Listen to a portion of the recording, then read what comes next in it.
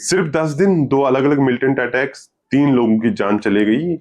पहले अनंतनाग में एक पुलिस हेड कांस्टेबल को निशाना बनाया गया और फिर कुलगाम में 2 माइग्रेंट मजदूरों को गोली मारकर हलाक कर दिया गया।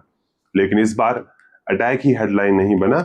इसके बाद नेशनल कॉन्फ्रेंस के प्रेसिडेंट और जम्मू कश्मीर के former chief minister doctor Farooq Abdullah का एक बयान भी सियासी बहस छेड़ दी। तो आखिर डॉक्टर फारूक अब्दुल्ला ने क्या कहा, बीजेपी ने इतना सख्त रिएक्शन क्यों दिया और सिक्योरिटी एजेंसीज इन दोनों अटैक्स को किस नजरिया से देख रहे हैं, आइए समझते हैं। पहले बात करते हैं हमलों की। 22 जुलाई को साउथ कश्मीर के अनंतनाग में पुलिस हेड कांस्टेबल आशिक हुसैन कुरैशी को गोली मारकर हलाक कर दिया गया। वो अमरनाथ यात्रा की डिप्लॉयमेंट का हिस्सा था। सिर्फ 10 दिन बाद 31 जुलाई की शाम कुलगाम के किलम इलाके में एक ब्रिक किलन पर काम कर रहे 2 माइग्रेंट लेबरर्स को मिलिटेंट्स ने निशाना बनाया। दोनों छत्तीसगढ़ के रहने वाले थे। 24 साल दीपक की मौके पर ही मौत हो गई, जबकि 28 साल भूपिंदर ने अगले दिन हॉस्पिटल में दम तोड़ दिया। इस तरह सिर्फ 10 दिन के अंदर एक पुलिस जवान और 2 माइग्रेंट वर्कर्स अटैक का निशाना बने।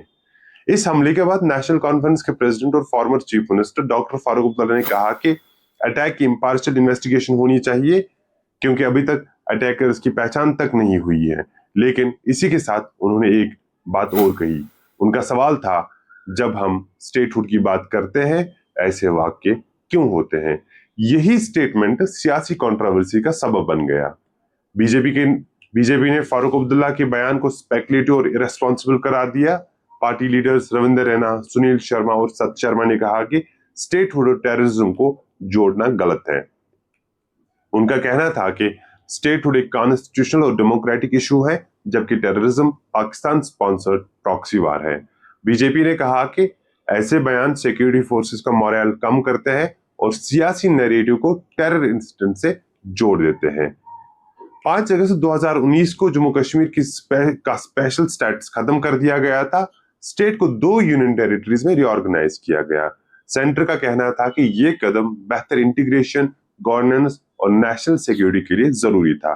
सरकार ने इसे टेम्पररी अरेंजमेंट बताया था और सुप्रीम कोर्ट के सामने भी स्टेटहुड बहाल करने का भरोसा दिया था।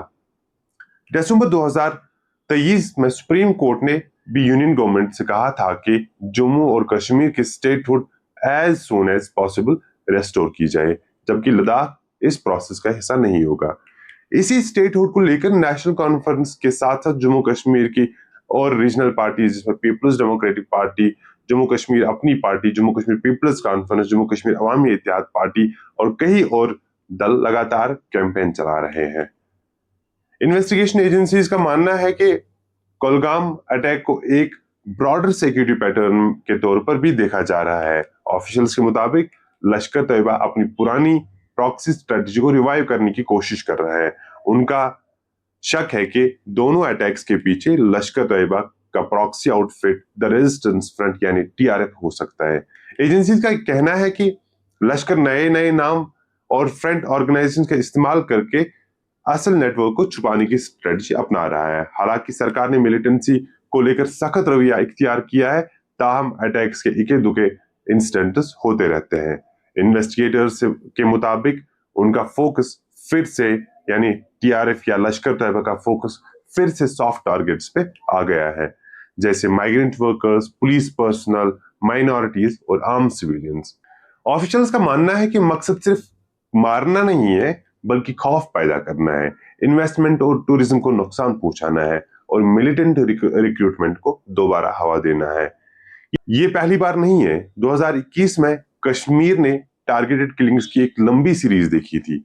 उस दौर में कश्मीरी पंडित, सिख कम्युनिटी के अफराद, school teachers, pharmacists, street vendors और माइग्रेंट वर्कर्स को निशाना बनाया गया था।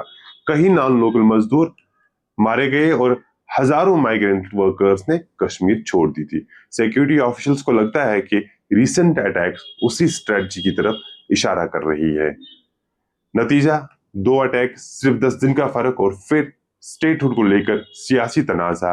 एक तरफ सियासी पार्टीज इसकी सियासी पहलू देख रहे हैं, दूसरी तरफ सिक्योरिटी एजेंसीज इसे टेरर स्ट्रेटजी में तब्दीली के तौर पर देख रहे हैं।